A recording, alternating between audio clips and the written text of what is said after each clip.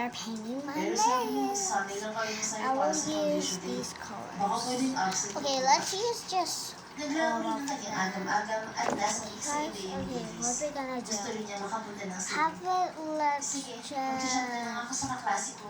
Uuwi naman tayo kaagad, di ba? What color should we Anya do? Pagawan. Uuwi tayo bukas Okay, ng let's gabi. get May tayo tayo pumasyal sa ibang lugar. these Talaga? below. Lalo lang mo siyang nasabi. And then we're gonna Yes, para naman ma-relax ang isip mo. Ah, Hindi puro aral at trabaho lang. Gamit natin. Aba, kumain muna tayo, honey. Umupo naman si Alona sa tabi nito at itinuloy yung pagkain. Dahil sa like ay napaaga ang flight ni I don't know what's that color. It's like Nagkaroon neon. airport ang kanyang Yeah, asawa sa and I got Cavite these at naroon ang blues. 3 unit dito ng jet. Okay, Pwede let's ba go tayong start. bumisita sa Start with Palawan? pink. Tanong niya habang On nakaupo this sila sa couch sa mini lobby ng jet. Oo naman, talagang No! nadal tayo ng Palawan at bibisitahin yung hotel natin. Nito, namiss ko rin ang bahay namin. Sino na pala nakatira sa bahay niyo? Yung pinsan ni Papa. Naisip ko lang lumipat sa Makati kasi sayang ang bahay at mas marami siyang opportunities habang nag-aaral ako. Pero baka hindi tayo makabisita sa bahay niyo. Magagawa tayo sa oras at medyo wala yung sa resort ko. Walang malapit na baliparan doon. Kahit sabihin lang sana, matagal na rin ako bumisita ako sa punto ni Papa at Mama. Okay, sige. Malalaman natin bukas kung may time pa. Thank you, honey. Ginawa rin niya ng mabilis na halik sa pisngi ang mister. Hindi na nakaintip si Alona dahil palanding na sila sa private airport ni Davy sa Cebu. Naroon ang main office ng kumpanya nito. May naghihintay na kotse sa kanila. Red. May driver at bodyguards pa. This Bakit is sa so Pilipinas pretty. wala kang bodyguard sabi? Tanong niya sa asawa nung bigla na sila sa backseat ng kotse. Wala naman ako malaking kumpanya sa Manila. Branch lang ng airline company ang naroon at may naka-assign na officers. Mas kilala ako dito sa Cebu. Sabi nito, bakit hindi na lang tayo dito sa Cebu magpakasal? Pwede rin, pero next time na lang. Ang plano ko kasi ngayon ay malaman ng relatives ni Mommy na totoong may asawa na ako at hindi sa ina-explain niya ng babae. Side lang naman ni Mommy ang cover kay Liza. Okay din para matigil na si Liza. Pero ano yung next time? May bala ka atang pakasalan ako sa ikatlong pagkakataon. Ang bis niyang sabi. Inakbayan naman siya nito at pinasandal sa mag-economikang dibdib. Okay, Kahit then. hindi tayo may kasalan, walang problema. Okay. Bala ko magpapasal tayo sa US next year sa lugar ni Daddy. Sabi nito. Ready. Tita, US citizen ba ang dad mo? Oo, at half-American din ang lola niya sa mother's side. Doon pinanganak sa New York si Daddy.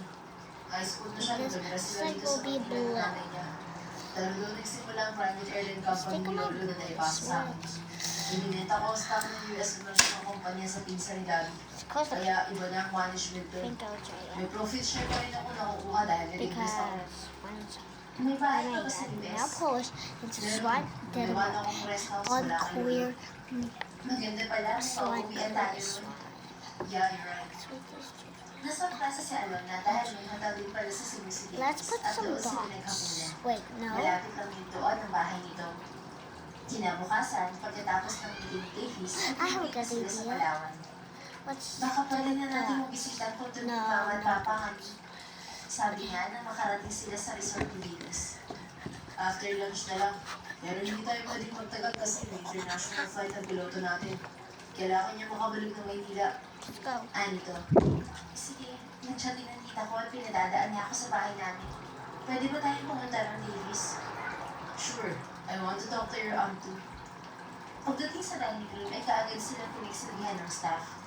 Hindi mapakali si Alona matapos mabasa ang chat ng kanyang tiya. Nagagalit pa rin to dahil sa pagsama niya kay Davis. Dave, may nangyari ba noon na ikinagaling ni tita sa'yo? Hindi na tipik tanong niya sa asawa nung kumakain na sila. Maybe she just misunderstood my purpose in marrying you. Anito sa malamig na dinig. Sabi kasi niya noon na huwag na akong umasa na babalik ka. Kasi parang fake naman ang kasal natin. Naisip ko na baka nga tama siya. Kakausapin ko ang tita mo para magkaintindihan kami. Please don't stress yourself about her, honey. Tumango lamang No, siya. what? Pagkatapos ng tanghalian ay dumiretso sila sa Memorial Park, lula ng company van. So Wala pretty. kasing kotse roon si Davis. Nag-alay lang sila ng panalangin sa lumaon ng mga Don't magulang. use my phone. Naghihintay na si Nita sa bahay. Shame on sabi niya sa asawa, katatapos lang niya magdasal. Sige, pupunta tayo. Inilalangin pa siya nito sa paglalakad dahil may ilang bahagi ng lupa na naputi. Katatapos Okay, ay sa let's ulan. add some Hindi pa rin maalis-alis ang kaba sa orange puso ni Alona. At lalo itong nagatungan nang no, makaharap nila ang kanyang tiya. orange dots. Nakaabot na Why? ito sa harap ng kanilang Why? bahay. Why? Kamusta po, Anita? That's a Nakangiti ng tanong. Okay. Nagmano siya sa bidang na hindi Good. makikita ang mukha. Talagang You don't sinabi like mo itong orange lalaki yan. What? May hinapong wika ng Two ginang. orange dots. Lumapit pa Just rin dito sa only bibis at nagmano. orange dots. Magandang araw po. Orange dots. Matalang dito Okay, I have a natin. good idea. Iniwak ng ginang ang kamay ng kanyang asawa at ikinadismayo ni Blue and Alona. pink dots? Okay. Let's look. Sign up now for your chance to win. Good luck. Jackpot. Pink. Let's fix. Tita, huwag naman kayo ganyan sa asawa ko. No. Asawa? No. Sigurado ka ba, No. Alona? Ano po bang problema?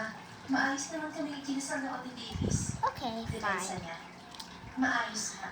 Pero Blue and sigurado pink ka bang hindi dots. ka nang Okay. pinagamit ng lalaking yan? Okay. Yeah. Natupula ang tumindi siya sa kanyang asawa.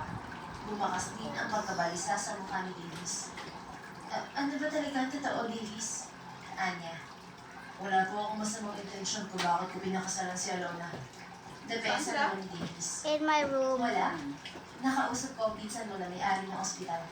Inusip ko siya kung bakit biglaan ng kasal noon. Eh hindi pa naman kayo magkakilala ng lubusan na pamangkin ko. Sabi niya, hindi siya sigurado kung hindi ka lang kasal. At ang alam, hindi tinatakasan ng arranged marriage sa ibang babae. Siguro para makaiwas ay itinapura mong pakasal na si Alona.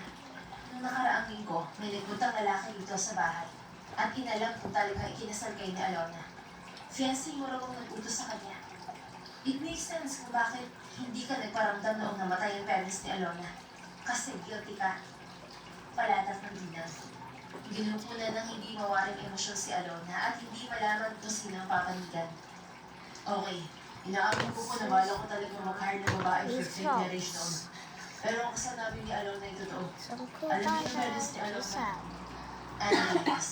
Pero bakit hindi ka na nagkaranta matapos mamatay yung parents